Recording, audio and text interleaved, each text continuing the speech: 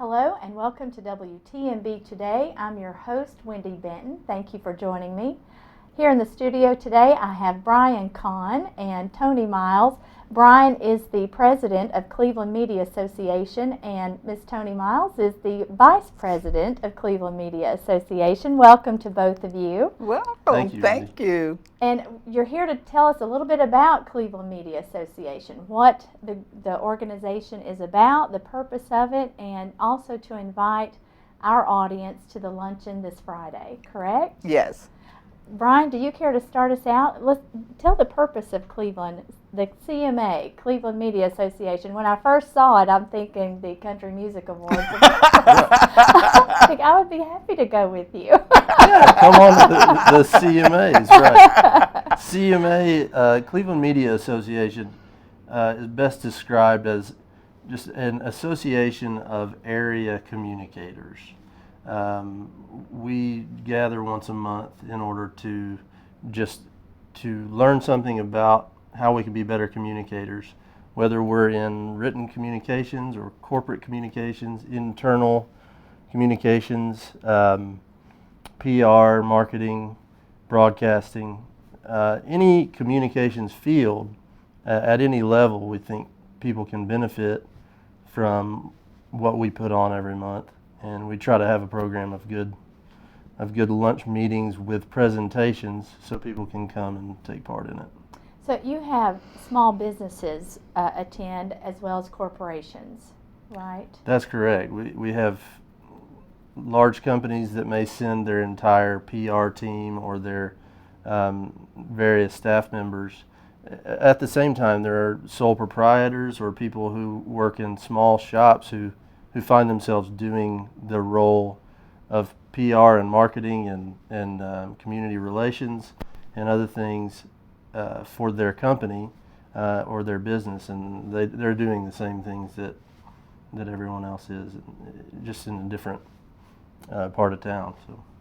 And those business owners, like I thought it was interesting before we came on air, you're talking about the small business owner being a part of this, and Tony mentioned that it's a good place to network if Yes. you have the need for that for your business. So you don't actually have to have a PR type business, you just may have PR needs. Well, I think I'm a great example. I work for the Caring Place, and my role is Director of Organization Advancement, which means I communicate with the community about the Caring Place. So for me, this has been an awesome experience for the last year because the different programs that we put on, I've learned a lot from social media, what works best for whether it's Instagram or Twitter or Facebook. I've also learned a whole lot about the written word. We've had broadcasters, anchors come on and talk about how to communicate during a crisis. So you just learn so much by being involved with this group. And so that's why Brian talked me in to be his right hand. So yes, he's the president. You're now the vice president. Yes. That's a win. That's a win. It sure is. And there are membership fees at different levels as well. That's correct. Our meetings, like I said, we try to do programming every month that's useful for people to develop professionally. And so there's an admission for a person who's not a member. They're welcome to attend, and they pay admission for that given lunch meeting.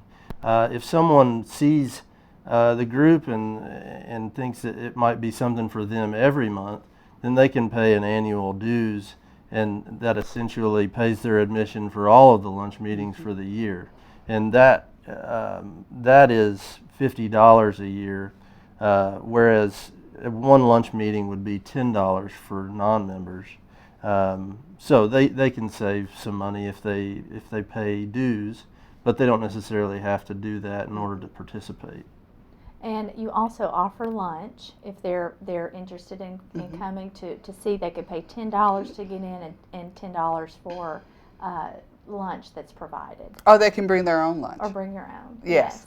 Yeah. And we're going to talk about your lunch meeting that's this Friday, but also a couple of other things that you do as well. You have an annual meeting in the fall. Right. We do a fall conference. It's an all-day affair. And in fact, this last fall, it was in October, and the conference was entitled Perceptions. And we just had a series of sessions related to communications. We did that in a kind of a joint effort with the Lookout chapter of the Public Relations Society of America, but every session was not PR related. It was all over the map. That conference is handled kind of intact, and we publicize it, in the whole Tennessee Valley. And members of either one of the organizations would have a discounted rate to attend that conference. But that's one of the things that we also do during the year related to communication. And you want to make sure people visit your Facebook page, I know, so they know what's coming up, or even to know a little bit more about what you're doing from one month to the next. And I know we'll have the graphic for your Facebook page, so they just have to go and like it. And right, if you log into Facebook and search Cleveland Media Association, it should pull that straight up. Same, the Twitter feed is slightly different. It's at CMATENN.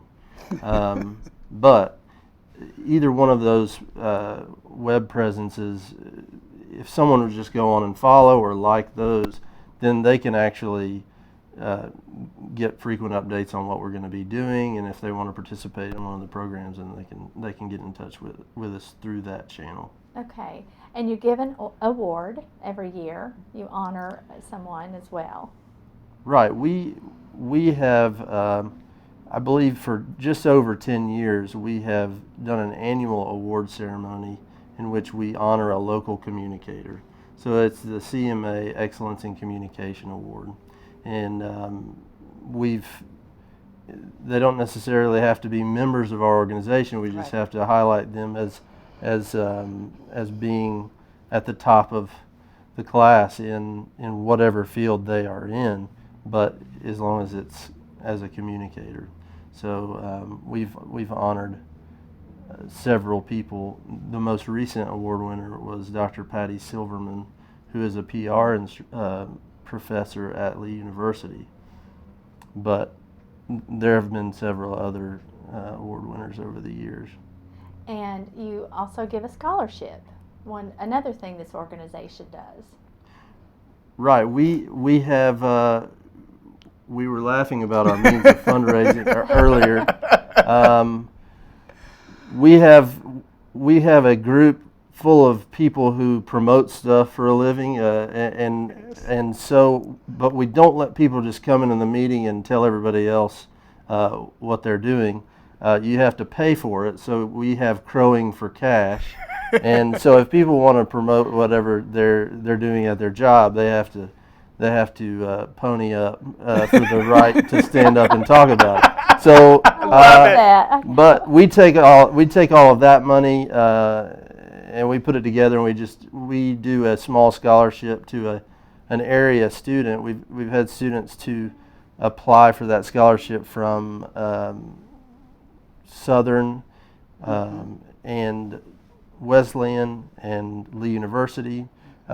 Basically, a student who's entering a communication field can apply for that, and then we award a small scholarship for them to go and kind of offset some of their school costs. Does the scholarship vary from year to year depending on how many have crowed? Right. We try to get to a reasonable, generous level, yes.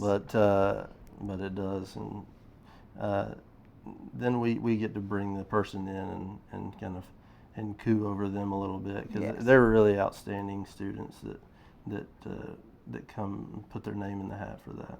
Sure. Well, and I think that's nice, and you know, very philanthropic of your organization. I know students are always needing money. I've got a freshman at Lee this year, as a matter of fact. And She in communication? He? Unfortunately, no, she is not. She's Okay. in elementary education, but yes, you're looking for money everywhere. She's Yes. working right now, Okay. 2 or 3 jobs. So Okay. they're always in need.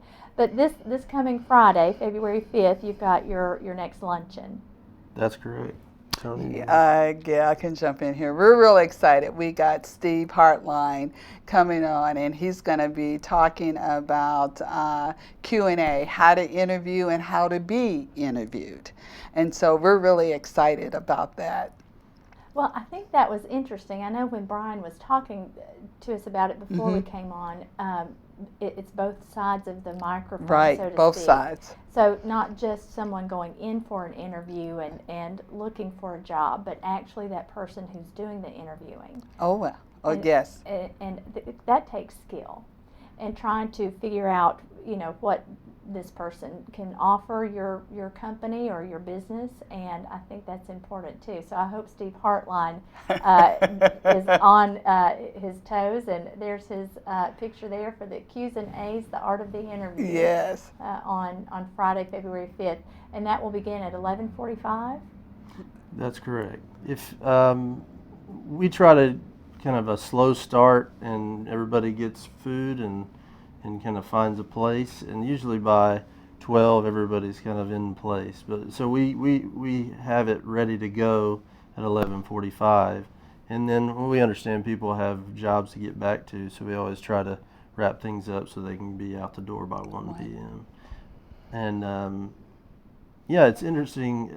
Steve spends a lot of time interviewing people, and I think it was pointed out earlier that there's a lot of different kinds of interviews. Right. Steve is a student of the interview, and not necessarily the job interview, but the talk show interview. So if you ever talk with him about that, you know, he's a fan of various hosts, and then he does hosting quite often himself, and so he knows a lot about just the process of meeting one-on-one, asking and answering questions. So he's going to bring that to the table, hopefully in a zany way. Of course it will be in a zany way. I know. It will be. It will be. And I was going to jump in on that and bring it back, because it will be very much like what we're doing here today, Wendy, and talking like you are doing. You are an expert in the art of interviewing, and how we all come on and can do our best in communicating what we're wanting the community to take from the conversation. So we're really excited about Yes, it. I think it's going to be very interesting. And the thing that Steve and I have in common is we both like to talk. That always helps if you're interviewing people. But Yes. these meetings, are they always at the Cleveland Public Library? Usually. Yeah. This one will be, and we have a couple of meetings through the year that are in alternate locations. But our regular spot tends to be the Cleveland Public Library. Okay, so and if anyone's interested in coming, just to check it out, they can pay $10 at the door and Right. $10 for their lunch, and just see what you guys are all about, and on Friday. Yeah. Right. There's a means by which to RSVP. If they go on our site, they can see at the email address. It's Okay. just Cleveland Media Association at yahoo.com. We mainly do that just so we know how much food to bring. So, but if somebody wants to just walk you up and bring food or whatever, then they would pay at the door, and it'd be fine. We'd be happy to have them. Okay, I guess you do need to RSVP, don't you? And instead of Wendy just put that blanket invitation out there for No, it's everybody. fine. No, that's fine. Show up. We just can't. The only thing, if we could make sandwiches out of thin air, then come on, bring them on out. But if they give us a little bit of warning, which is Wednesday at noon, I think we set the. Yes. That's mainly the reason why And we asked especially for that. if they attend to eat lunch through us. But if they're just coming and they're bringing their own lunch, then they don't need a RSVP. Right. Plenty well, room. I'm very interested, and I would enjoy, I think, listening to Steve as well. Yes. And any of your speakers that you have. It seems like a great organization for anyone that is interested in communications at all levels Yes. to attend. Yes. So, We agree with you. we hope others will too. Yes. Well, thank you both for being here today. I appreciate it. And Thank you, Wendy. I know our audience has enjoyed it and learned a little bit more about what we offer here in our great community, Oh, Cleveland yes. and Bradley County and surrounding areas, because you all also invite those surrounding areas Yes. to join you also. Thank you for joining us today, and we will see you next time on WTNB Today.